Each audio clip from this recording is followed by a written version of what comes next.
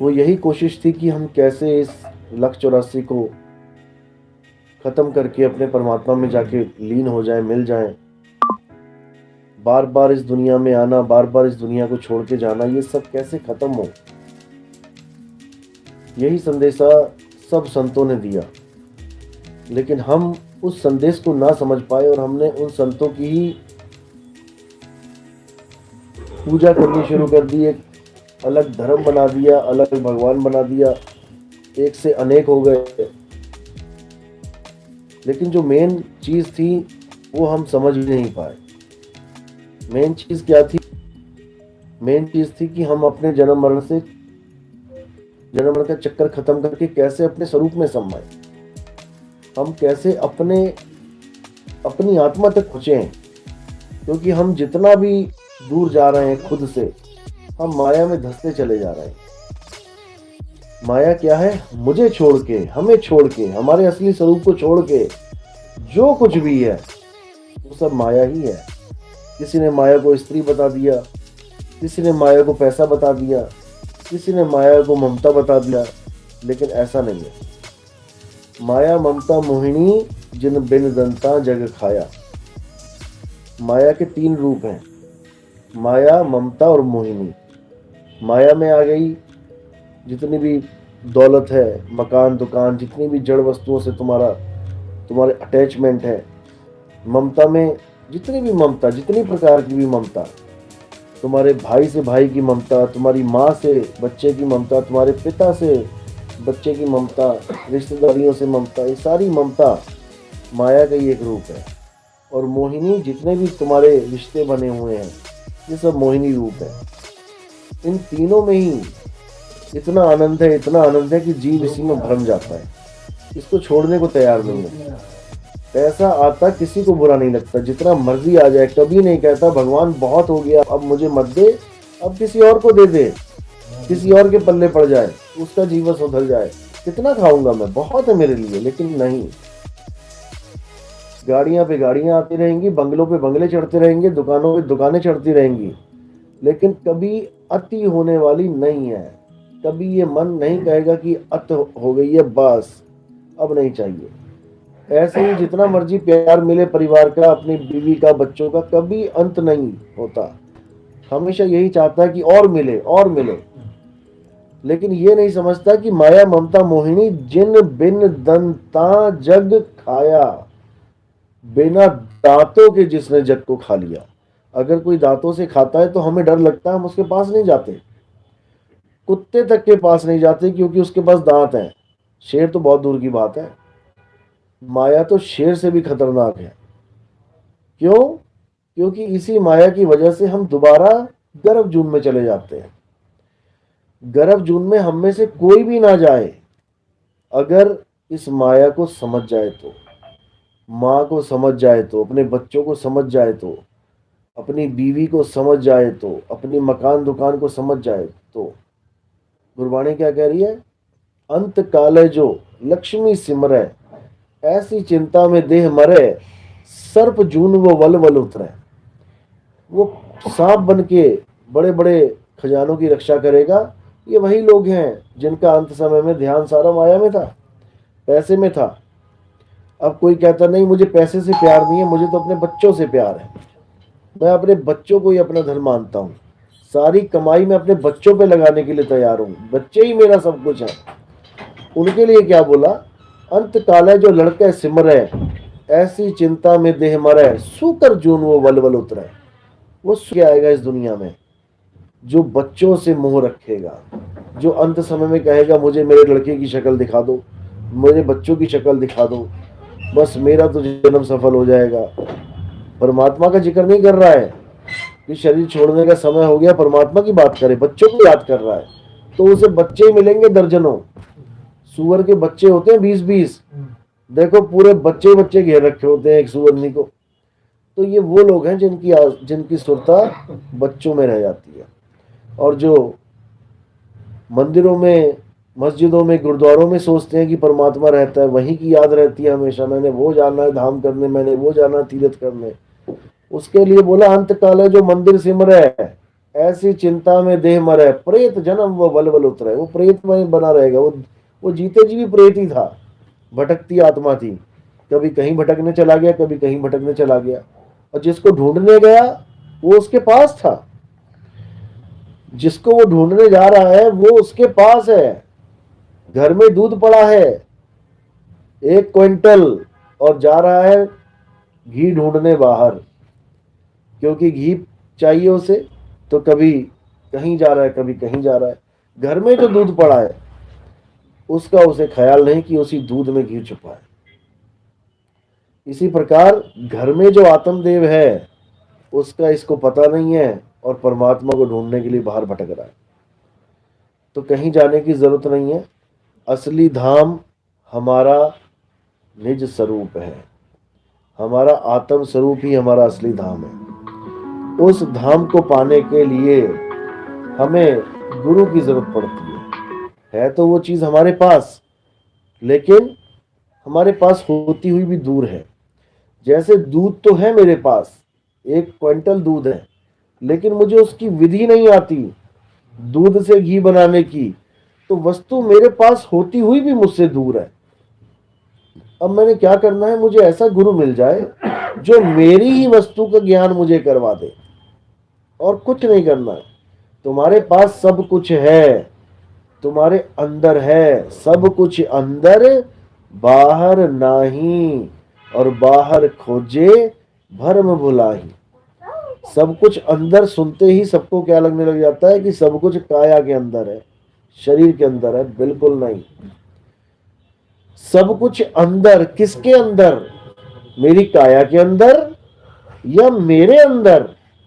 बस ये विचार करना है। यानी दिल कहाँ है, मेरे अंदर है या मेरे मकान के अंदर? दिल मेरे अंदर है, मेरे मकान में नहीं है। मकान में ढूंढोगे दिल नहीं मिलेगा। हाँ, मकान में मैं रहता हूं, इसलिए मेरा दिल मेरे अंदर है। यानी निशाना जा तो मकान की तरफ रहा है, लेकिन मकान में नहीं मिलेगा। वो वहां मिलेगा जहां पर वो ऑलरेडी है। तो सब कुछ अंदर बाहर नहीं। कहां पे अंदर? मेरे अंदर, मेरे शरीर के अंदर नहीं। मेरे शरीर के अंदर तो अन्य मिलेंगे, गौरी गणेश महेश मिलेंगे, देवी देवता मिलेंगे, जो चक्र साधना से जागृत हो जाते हैं। कबीर साहब कह रहे हैं, ज्यों तिल माही तेल है, ज्यों चकमक में आग, और तेरा साईं तुझ में है। तेरा साईं तेरी काया में नहीं बोला, तेरा साईं तुझ में है, यानी मुझ में है। तो पहले मुझे ये ज्ञान करना पड़ेगा कि मैं हूं क्या। मैं तो तब ढूंढूंगा अपने अंदर, पहले मुझे ये तो पता लगे मैं क्या हूं। अगर मैं अपने आप को काया मान बैठा तो मैं काया में ढूंढूंगा, और काया में ढूंढते ढूंढते ढूंढते काया को छोड़ के ही चला जाऊंगा। जहां पे ढूंढता रहा वो जगह ही खत्म हो गई। खुद में ना ढूंढा, काया में ढूंढता रहा, मारा गया। जपी तपी सन्यासी इसीलिए धराशायी हो गए, क्योंकि वो असली वस्तु को जान ही नहीं पाए कि वस्तु है कहाँ। साहिब कहते हैं, वस्तु कहीं और ढूंढे कहीं, कैसे लागे हाथ, और गुप्त वस्तु तब मिले, भेदी लीजिए साथ। चीज मेरे पास ही है, लेकिन उसका भेद नहीं है मेरे पास, इसलिए वो चीज दूर है मुझसे। मेरा मोबाइल मेरे ही कमरे में, मेरे ही बेड के नीचे गिरा पड़ा है। मेरी माता ने झाड़ू लगाते हुए देख लिया कि नीचे मोबाइल गिरा, लेकिन मैं सो रहा हूं। वो अपना झाड़ू लगा के चली गई, नहीं निकला उससे, कोई बात नहीं, लेकिन उसको भेद तो पता लग गया कि कहां पड़ा है। अब मैं उठ के ढूंढ रहा हूं, पूरा मकान दुकान सब छान मारी मैंने, अंदर नहीं मिला तो बाहर ढूंढने चल पड़ा। लेकिन भेद ही साथ में ले लूं तो मेरा जो मेरी खोज है वो पूरी हो जाएगी। तो भेदी हो गई मेरी माता जी, जो बताएंगी बेटा तेरा मोबाइल बेड के नीचे पड़ा है।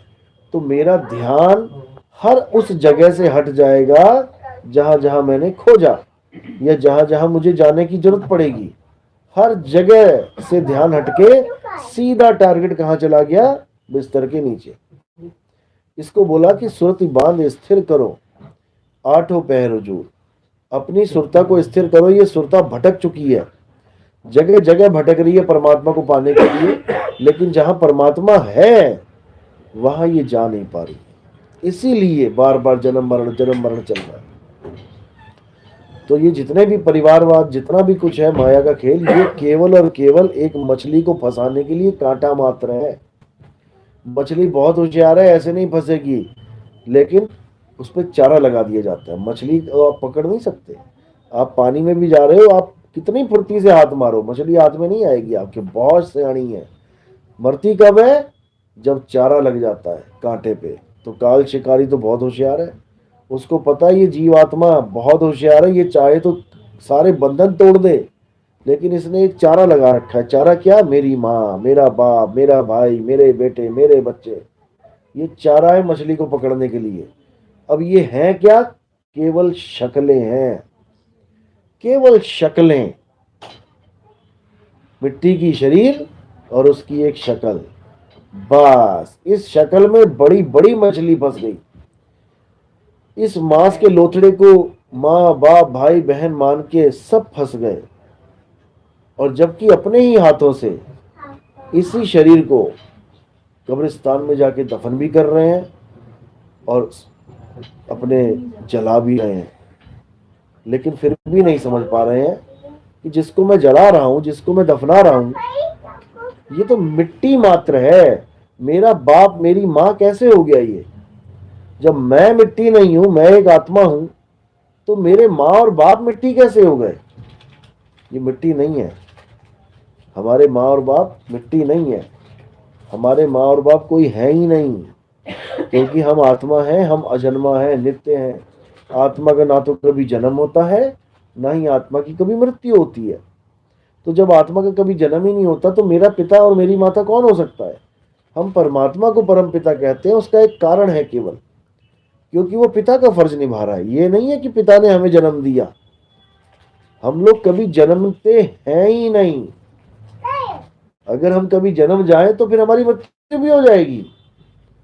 जन्म और मृत्यु केवल शरीर के होते हैं। शरीर यानी 9 महीने गर्भ में जो पैदा हुआ, वो शरीर, आप नहीं। आप तो उस शरीर में कैद होते हो। जैसे पिंजड़े में तोता कैद होता है, पिंजड़ा तोता नहीं है, न तोता पिंजड़ा है, दोनों अलग हैं। पिंजड़े बनते हैं लोहे के, पिंजड़े बनते हैं फैक्ट्रियों में, तोता फैक्ट्रियों में नहीं बनता। तोता तो पकड़ा जाता है बाहर से।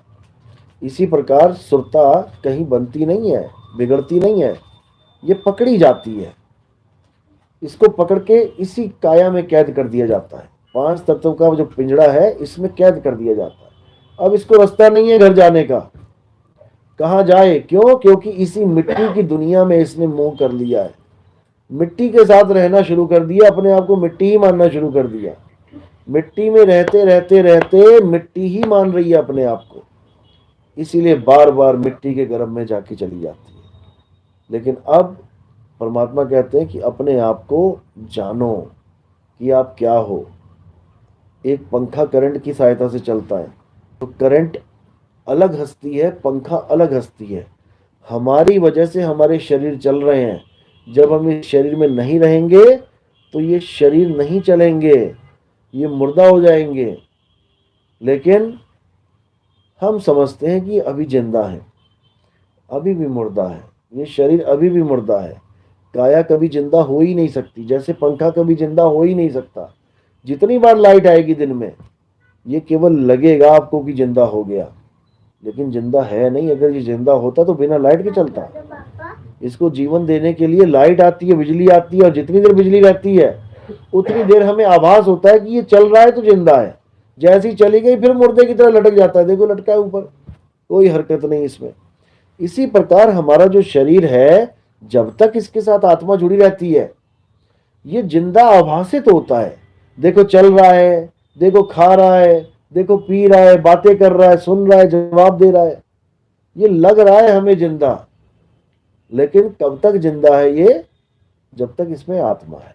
आत्मा अलग तो ये मुर्दे का मुर्दा, क्योंकि ये अभी भी मुर्दा ही है।